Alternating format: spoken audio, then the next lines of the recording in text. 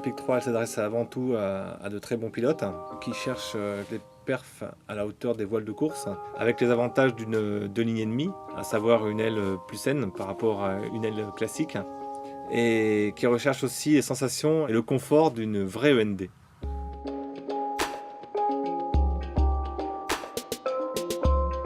Sur la Pic 3, l'idée c'était d'avoir un produit facile et on a même réduit l'allongement par rapport à la 2, donc de 6,7 à 6,5, ce qui nous permet d'avoir une voile qui est plus compacte, plus homogène, qui va avoir des comportements plus faciles à comprendre. On a moins de risques de cravate, la voile qui se prend dans le suspentage, tout en gardant à l'idée d'avoir quelque chose de bien performant, surtout comparé à une Icepeak 6 par exemple. Moi je peux comparer ça par rapport à une Icepeak 6 forcément, puisque je vole énormément avec la Icepeak 6. C'est une voile qui a un plané excellent.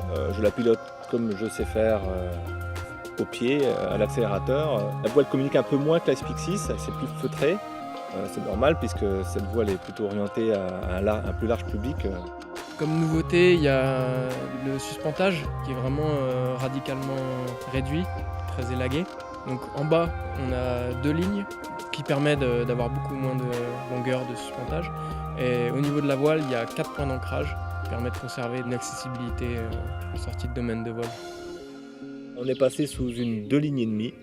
Donc en gros, on a 80% du poids du pilote qui est réparti sur les avants, 20% sur les B, et on a cette ligne à l'arrière qui part sur les C, mais qui n'est pas directe par rapport au pilote, ça part derrière.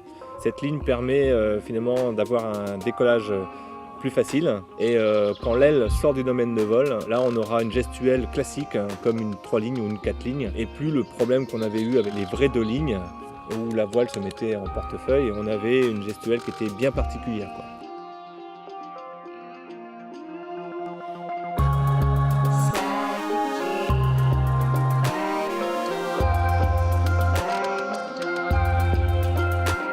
Ce qui a été plaisant sur ce projet de Pic, c'est qu'on a récupéré des éléments, des innovations de l'Arctique, des éléments de la voile de compétition. Mais à partir de ces briques, on a pu construire quelque chose de complètement nouveau, en particulier sur le profil. On a pu par exemple reculer les entrées d'air 2 fois plus que sur n'importe quelle voile. Le nouveau design du bord d'attaque permet des vitesses plus rapides avec plus de sécurité et jouer avec les basses vitesses. L'aile est quasiment invulnérable, quoi. C'est pas juste une impression, c'est vraiment que le bord d'attaque et l'aile en l'air est robuste et solide.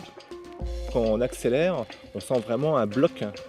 L'aile fait vraiment un bloc au-dessus de la tête. Ça, c'est vraiment quelque chose d'important sur ces nouvelles voiles de nouvelle génération. C'est pas une évolution de la Pic 2, c'est quelque chose de complètement nouveau, qui est dans la continuité, qui utilise tout ce qu'on a pu apprendre à côté. Le but étant toujours d'apporter aux pilotes exigeants le plus de plaisir de pilotage, d'agrément de pilotage. En fait, ça ne s'arrête pas au développement parce qu'avec Olivier, on a négocié pour s'en commander, pour pouvoir voler nous avec.